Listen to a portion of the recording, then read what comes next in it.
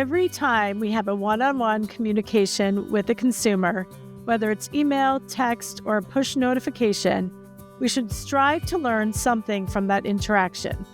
It's not just about sending a message, it's about using that engagement to inform the next touch point, creating a continuous cycle of learning and personalization that drives better results. That's a quote from CRM expert Benjamin McCabe, VP of CRM at Barclay OKRP, and a sneak peek at today's episode. Welcome to Revenue Boost, a marketing podcast where business leaders turn for actionable strategies to fuel growth and drive results. I'm your host, Carrie Curran. With over 20 years of marketing agency experience driving client business growth, I now run RBMA Revenue-Based Marketing Advisors, where we help businesses like yours effectively scale revenue growth. Contact me today at revenuebasedmarketing.com or on LinkedIn to learn how I can help you and your business drive growth in 2025. In today's episode, Smarter Connections, Bigger Returns, the CRM Advantage in Revenue Growth, I'm joined by Benjamin McCabe, CRM expert and VP of CRM at Barclay OKRP. We dive into the transformative power of customer relationship management, or CRM, for driving revenue growth. Together, we explore how businesses can leverage CRM systems to create smarter connections with both B2B and direct-to-consumer customers, enabling more personalized, efficient, and impactful marketing and sales strategies. Benjamin shares his insights on breaking down silos between CRM and media strategies, utilizing first-party data for better targeting, and building consumer trust through transparency and personalization.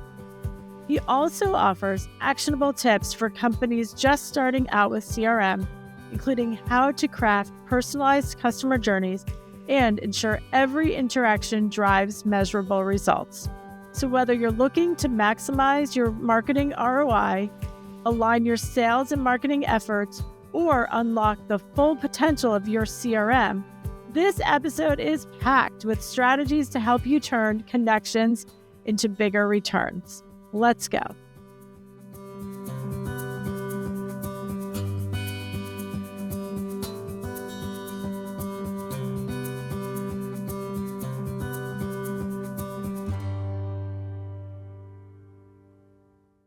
So welcome, Benjamin. Please introduce yourself and tell us a bit about your background and expertise. Hi, Carrie. It's great to be here. So my name is Benjamin McCabe. I head up the CRM discipline for Barclay OKRP. We're an agency headquartered out of Kansas City, Missouri, with offices around the country. My group, we specialize in CRM. So we're a team of CRM strategists, as well as a team of CRM operations developers and engineers.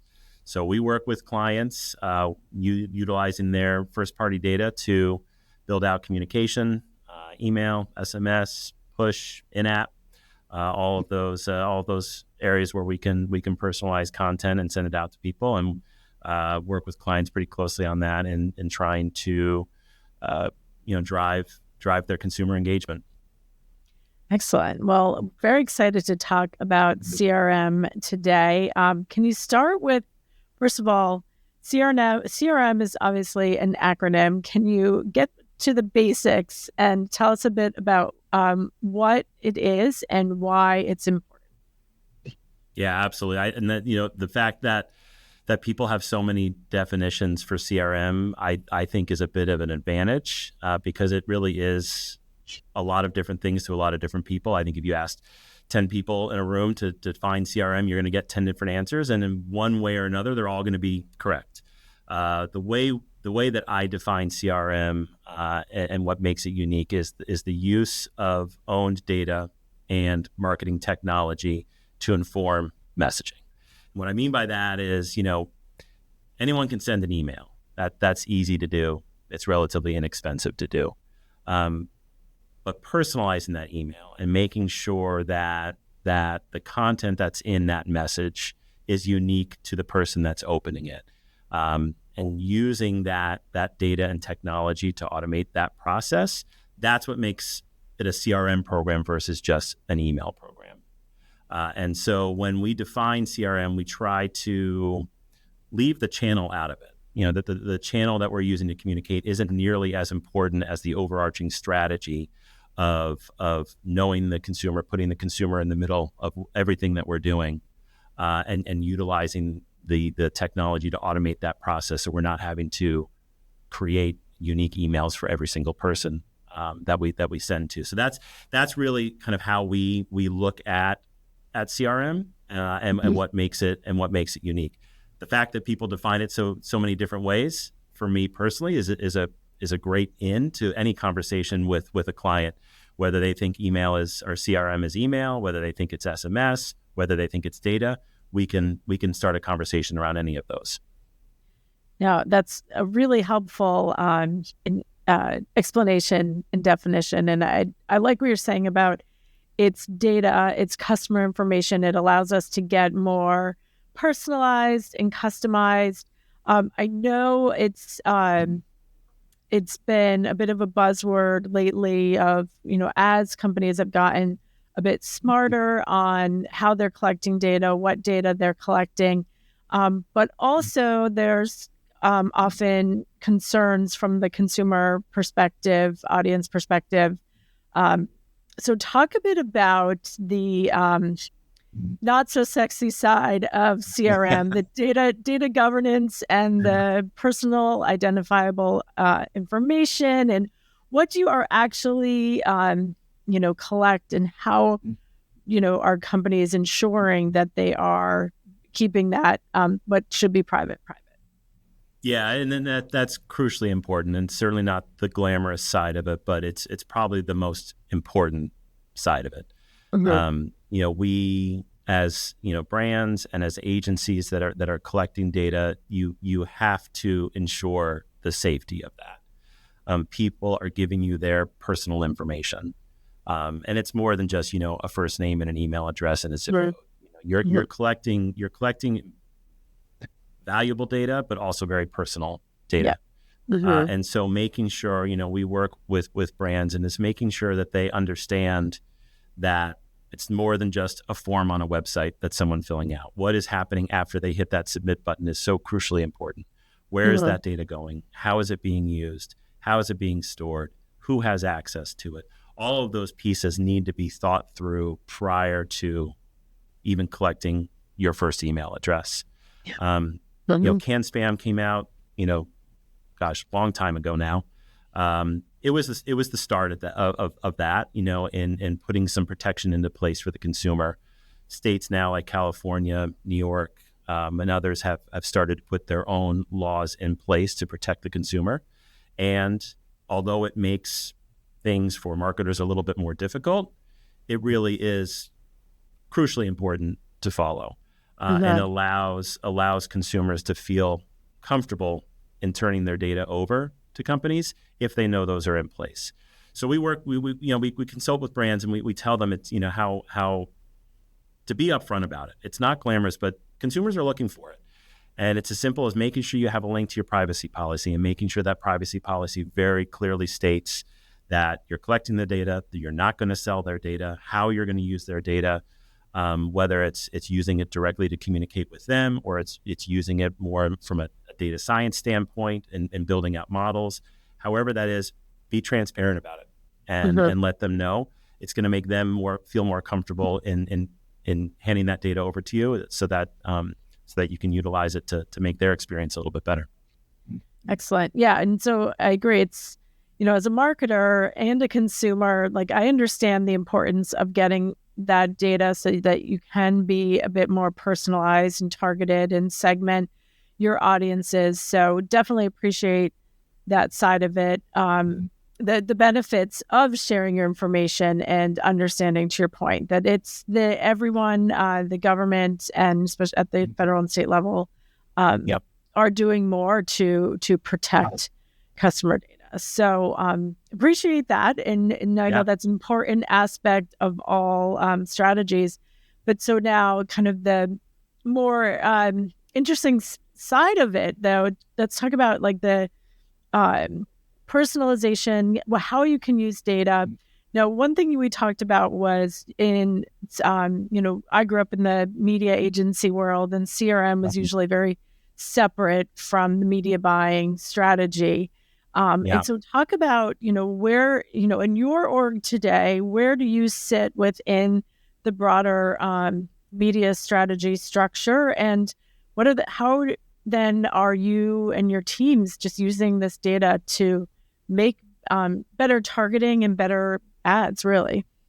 Yeah, from a media versus CRM standpoint, it's historically in a lot of businesses as well as agencies, the two have been siloed. Sure. They're not necessarily one and the same. If we think about the traditional, funnel approach to marketing, the media side, the paid side is in charge of filling the top of that funnel. CRM then takes it from there and tries to drive them through the funnel. And the fact that historically those two sides, CRM and media and paid, haven't communicated with each other to Yeah. really understand that audience that's coming in Mm-hmm. is surprising. I think there is now a trend to correct that. Yeah. It started with Google saying they were going to get rid of cookies. They've been saying that for years. Now they're maybe reversing on that. Who Yeah. knows? Yeah. But it did, I think, shine a light on the importance of zero and first party data Mm-hmm. and the utilization of that from not just a CRM standpoint for, in communicating with consumers, but also using that data to inform media models and Yeah. media audiences. It's such a tremendous advantage for companies that they've got this pool of data on their customers that we know who they are. We know where they shop. We know, all these things about them. Why try to recreate the wheel on the paid side and build out Mhm. models of who we think our customer is when if we just analyze the data that we currently have, we can tell you exactly who your customer is. And so it's really important, I think, for CRM strategists and media strategists to work together and not just have it be a handoff of, well, we're going to fill the top of the funnel. Now CRM, you figure out who these people are and let's work there. If you work together and you have that understanding right off the bat, it's going to be just a much more smooth consumer experience. And it's going to make that handoff and that initial touch point that a brand has with a consumer that much better because we already know so much about them. This episode of Revenue Boost, a marketing podcast, is brought to you by Kriglu. Want to boost customer acquisition while saving time and money? Meet Kriglu, an AI-powered omni-channel bid management platform designed to optimize your ad spend. Kriglu intelligently adjusts bids across channels, ensuring your ads reach the right audience at the lowest cost. Plus, with its automation, you'll free up valuable time to focus on your business. The result? Efficient, cost-effective growth, all while maximizing your marketing budget. Ready to scale smarter and faster? Visit Kriglu.com, Krigloo.com, and start saving today. Yeah, I think that is so smart. And, I think the fact that, especially at your organization where you are, the CRM team is integrated into the media team. I mean, Yeah. we all know budgets are getting tighter as media costs are getting higher. So to be able to better target your audience, to better communicate and build that relationship with your target, whether it's a current customer or someone that matches kind of the attributes of your current customers, to be able to be more specific and targeted with who you're talking to, what you're saying to them, helps with the efficiency and the effectiveness of the media that you're buying, and seeing what works too, tying it to that how it's really resonating with those audiences. Yeah, I think that's, the testing piece of it is so crucial in that, and then also having that measurement plan in place. to understand that better, that handoff. And it just allows both sides, but just thinking from a CRM standpoint, it allows the CRM strategist to right off the bat already build out journeys that are going to be personalized. If we better understand, where is this lead coming from? What caught their attention to begin with to click on the ad, or wherever whatever they whatever paid platform that they came in from. Yeah. That tells us something important. And that initial communication, we're so used to just signing up for a newsletter on a website, and that initial email coming through and just saying, welcome, thanks for signing up. And that's it. That first touch point is always going to be the most engaged email a brand sends. And to not put a little bit of intelligence into it, and not put a little bit of personalization. And we don't know everything about the consumer at that point. It's a first date. But if you can know a little bit about it going in, it's going to make it that much more personalized. The consumer is going to feel that and notice that, and it's going to make them much more likely to continue to engage with whatever communication you're sending with them. Post that initial message. And so that piece of it, and just remembering that when we're building, I think we get so tied down in our strategies and our models and data and pieces like that, we forget that we're consumers too, and it's a human opening that email on the other side. And is this an email we would want to engage with? And just because the data tells us something about them, like, you got to remember there is a human on the other side, and I try to impress that on our CRM strategists here, and when we're building out that, like, it's our job as a CRM strategist to represent the consumer. And because now it's gone from a paid ad that lots of people are going to see to an email that one person's going to see, and we need to represent that one-on-one communication to make sure it's relevant, to make sure it's it's beneficial to whatever it is we're trying to get them to do. And if you forget that and you get lost in just the whole aspect of the operational piece of it, the consumer is going to notice that, and they'll be gone. You have one chance to capture their attention, and if you don't, it's going to be much more difficult to win them back. Yeah, no, it's so important, and essentially what you're saying is just building the relationship with the client, customer, depending on the business model, both on direct to consumer and B2B. This is a strategy and an important aspect, regardless of kind of the vertical.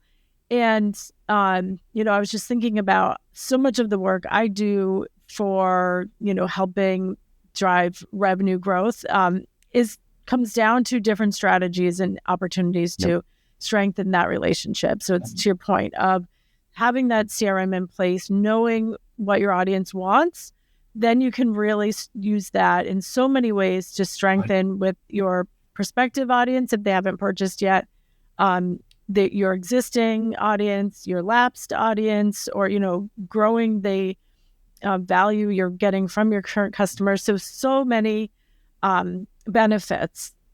One of the things that you talked about was just better informing your content strategy and your kind of responding to what the customers want. So talk a bit more about how you're using the data and in that capacity.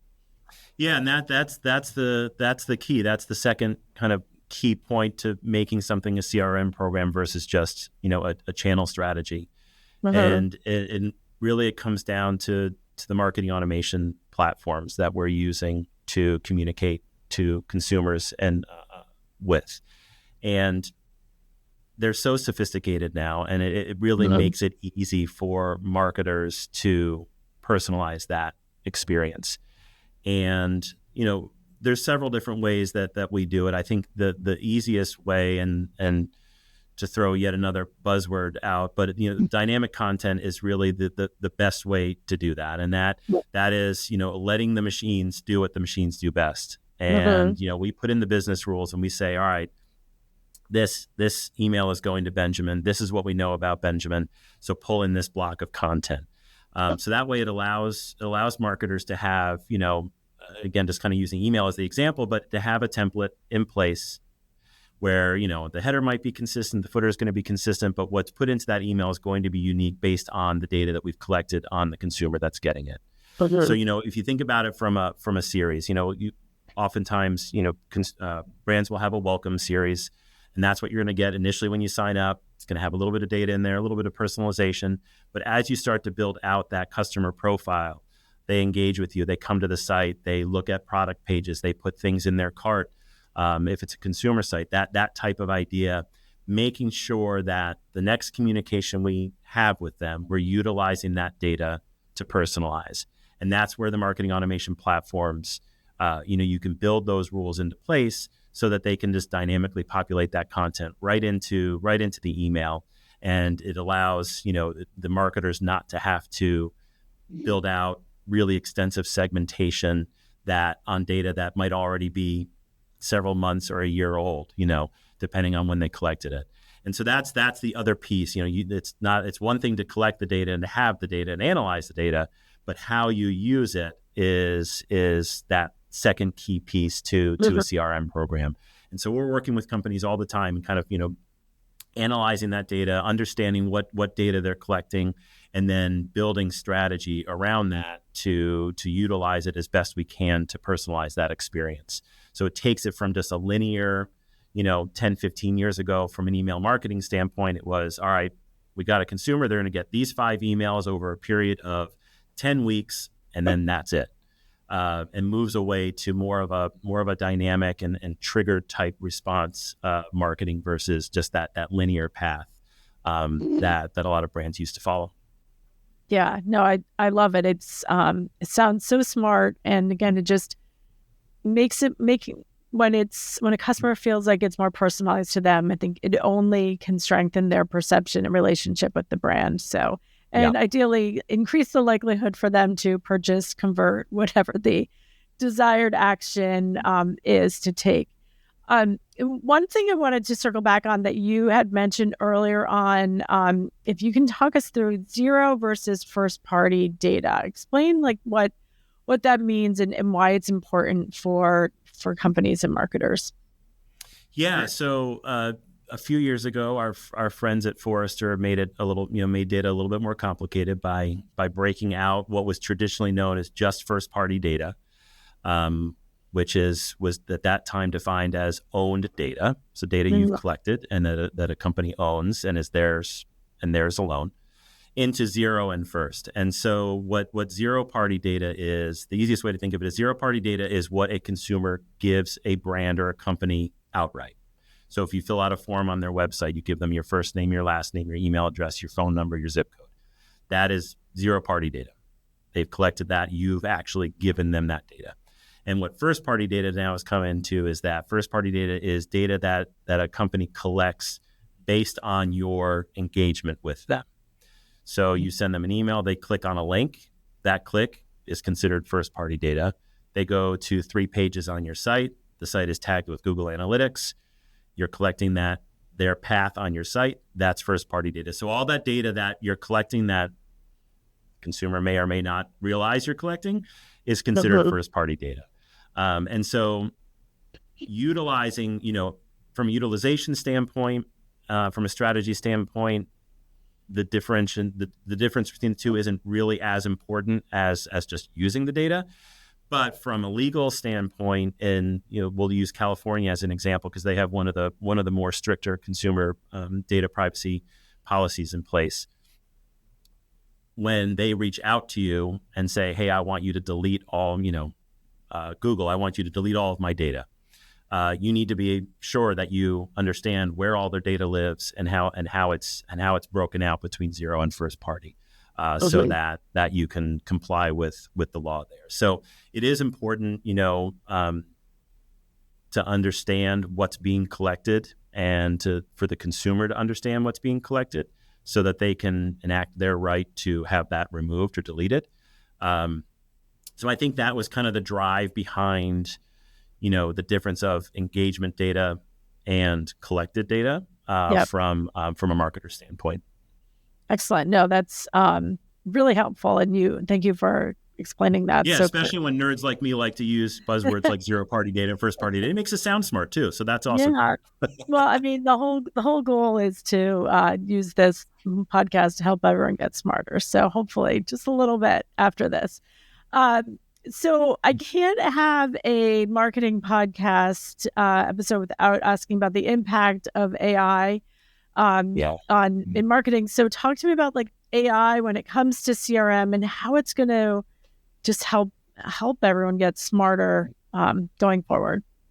Yeah, AI is a tricky one when it comes to CRM because it's really what it's doing is what we've been trying to do for a long time, in using data to inform messaging and inform content. Um, I would say right now we've probably just scratched the surface on it from a Mm-hmm. CRM standpoint. There's tools built into a lot of the platforms now where the platform can just write the email for you, Mm-hmm. and you just give it a few inputs and it'll pump the email out for you. I think the direction we're probably heading with AI and CRM is it's going to make things like personalization and segmentation a little less manual, and a little bit more automated.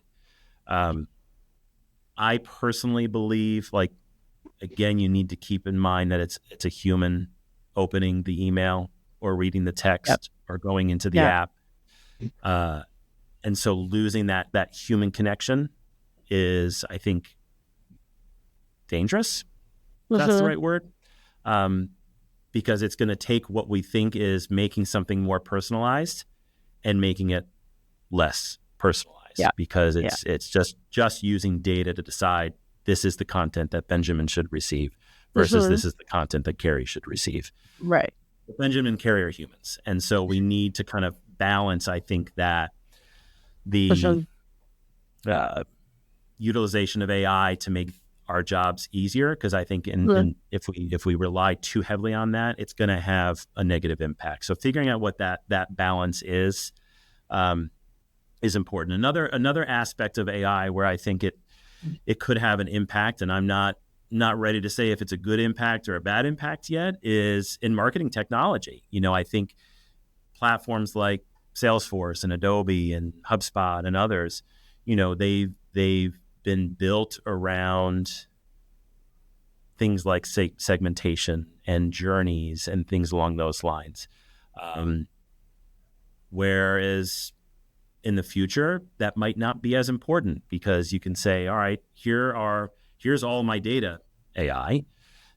I want to send an email out to all my people, make sure it's personalized by this, this, and this. And boom, it just sends it. It all Yep. it needs is a server to basically build the email and push it out. It's possible. It could make platforms like that not as relevant as they are today. I think But we're a long way away from that. But it's yeah. if my brain kind of starts spinning and thinking about AI, and how it could be used to make what we do a little easier, that might be one aspect of it. So it's here. We're embracing it, and we're trying to figure out the right mix of AI versus human. But I can tell you that the emails that our copywriters here at Barkley OKRP put together are certainly a lot better than the ones right now that the robots are putting together. So, Yeah. take it for what you will. Excellent. No, that I agree with you with it's going to help us get more efficient, but does it, when it comes to automation tasks, in learning, from signals and, kind of understanding what's important, but, being more effective, I think to your point, we still need that human touch, in our emails and other aspects, but it's going to be interesting to watch, for sure. Yeah. Excellent. So, Benjamin, before we go, any last tips for a brand that has maybe dipped a toe in the water in CRM, but what they really should prioritize getting started? Yeah, I think the key things we talked a lot about in data collection, It's more important now than it's ever been, and it's not only important to be collecting, but also important to think about how you're going to use it, how you're going to keep it safe. But the more we can do, and companies can do now, to start thinking about that and thinking about the collection of personal data, the better, because it's hard to say what's going to happen in the future as far as privacy and as far as from a legal standpoint on data collection or targeting, from a paid aspect. So first party data and zero party data are going to become crucially important. They already are important. They're going to become even more important, I think, as the years go by. So it's really crucial to start thinking about that, and then also to start thinking about start small. Like it's difficult to build a full-fledged CRM program and strategy. So start with a welcome series.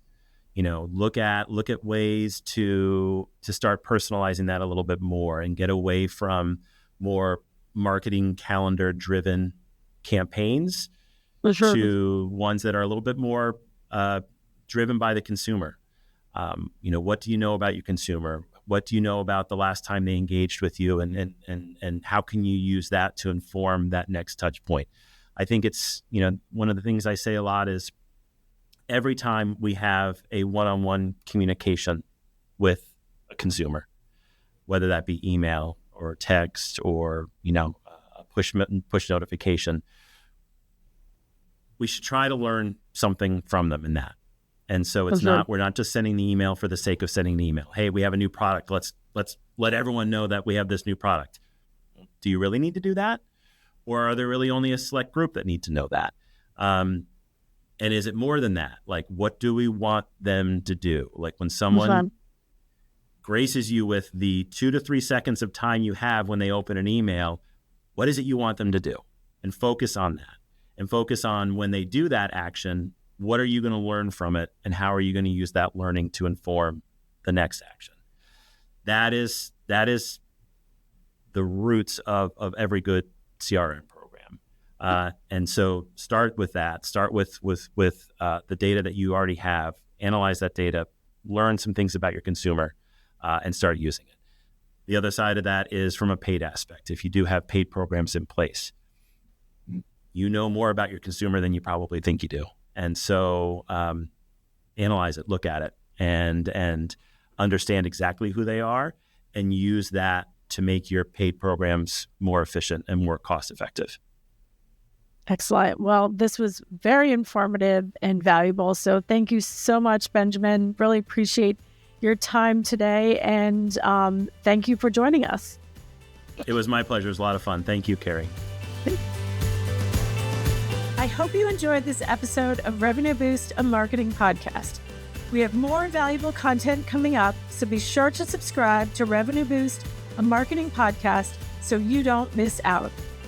To connect with me, Carrie Curran, to learn how you can boost your revenue and to listen to past episodes, visit revenuebasedmarketing.com.